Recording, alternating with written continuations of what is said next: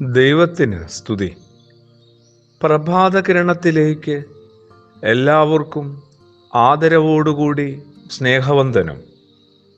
ഇന്ന് ഒക്ടോബർ മാസം 10-ാം തീയതി 284-ാമത്തെ ദിവസത്തിലെത്തി.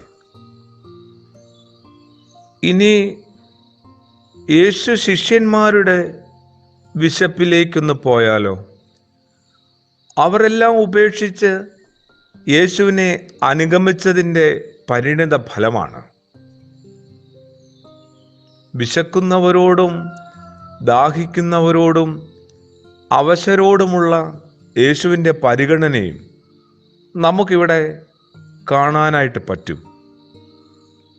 മരുഭൂമിയിൽ 40 ദിവസത്തെ വ്രതാനുഷ്ഠാനങ്ങൾക്ക് ശേഷം തനിക്ക് വിശന്നപ്പോൾ ആ വിശപ്പിനെ ദൈവത്തെ കൂട്ടുപിടിച്ച് മറികടന്ന ആളാണ് യേശു.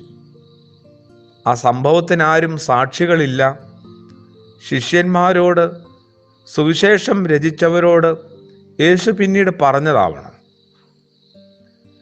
എന്നിട്ടും ശിഷ്യന്മാരുടെ ഒരു വിശപ്പും അതിനായി അവർ കണ്ടെത്തുന്ന പരിഹാര മാർഗവുമൊക്കെ ഒന്ന് ഓർത്തു നോക്കിയാൽ ഒപ്പമുള്ള യേശുവിനെ അവർ തീരെ കാണാതെ പോകുന്നത് കൊണ്ടോ അറിയാതെ അവഗണിച്ച് കളഞ്ഞതുകൊണ്ടോ ഒക്കെയാണോ അവർക്കൊരു തൃപ്തിയില്ലാത്തത്, ഒരു നിറവില്ലാതെ പോകുന്നത്?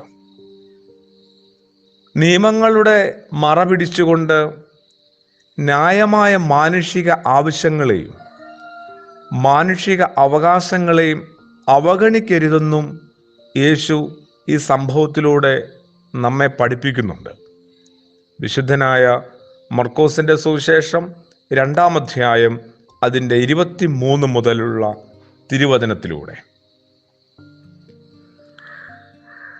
ശാബത്ത് മനുഷ്യന് വേണ്ടിയാണ്, മനുഷ്യൻ ശാബത്തിന് വേണ്ടി അല്ല എന്ന യേശുവിൻ്റെ പ്രഖ്യാപനം നിയമത്തിൻ്റെ മാനുഷിക മുഖമാണ് വ്യക്തമാക്കി തരുന്നത്. ഈ ആശയം യഹൂദർക്ക് അത്ര അപരിചിതമല്ല. മനുഷ്യ നന്മയ്ക്ക് വേണ്ടി ശാപധാരണ ആചരണത്തിന് ഒഴിവ് നൽകിയ സംഭവങ്ങൾ പഴയ നിയമത്തിലുണ്ട്. ആ മക്കാബിയരുടെ പുസ്തകം 1-ാം പുസ്തകം 2-ാം അധ്യായവും 5-ാം അധ്യായവും ഒക്കെ ഒന്ന് നോക്കിയാൽ 1 മക്കാബിയരും 2 മക്കാബിയരും ഒക്കെ ഒന്ന് പരിശോധിച്ചാൽ കണ്ടെത്താൻ പറ്റും. ഇവിടെ ഒരുപക്ഷെ ശിഷ്യന്മാർ ഭക്ഷണം കഴിച്ചില്ലെങ്കിൽ മരിച്ചു പോകുന്ന അവസ്ഥയൊന്നും ഉള്ളതായി നമുക്ക് തോന്നുന്നില്ല. അതിൻ്റെ അർത്ഥം ന്യായമായ ഏതൊരു മാനുഷിക ആവശ്യങ്ങൾക്കും നിയമാനുഷ്ഠാനങ്ങളെക്കാൾ പ്രാമുഖ്യമുണ്ടെന്നാണ്. മനുഷ്യന് വേണ്ടിയുള്ളതാണ്.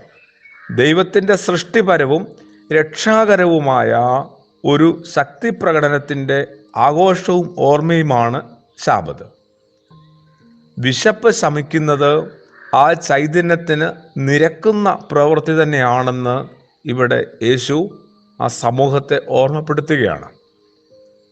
ഏറെ പ്രാധാന്യം മനുഷ്യനാണെന്നും മനുഷ്യൻ്റെ വിശപ്പുകളെ കുറെ കൂടി പരിസരത്തുള്ളവരും കൂടി മാനിച്ചേ മതിയാവും.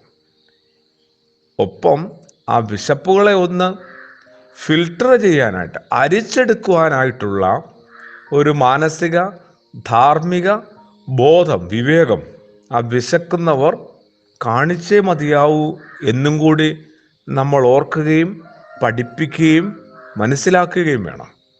അങ്ങനെ നമുക്ക് തന്നെ നമ്മളെ ശുദ്ധീകരിപ്പാനുള്ള, നമ്മുടെ നടപ്പു വഴികളിൽ നിന്നുള്ള ഇത്തരം ചില പ്രലോഭനങ്ങളിൽ നിന്ന് സ്വയം രക്ഷപ്പെടുവാനുമുള്ള കരുത്താണ് കൂടെയുള്ള യേശു എന്നുകൂടി നമുക്ക് പുതുതായിട്ട് പരിചയപ്പെട്ടേ മതിയാവും.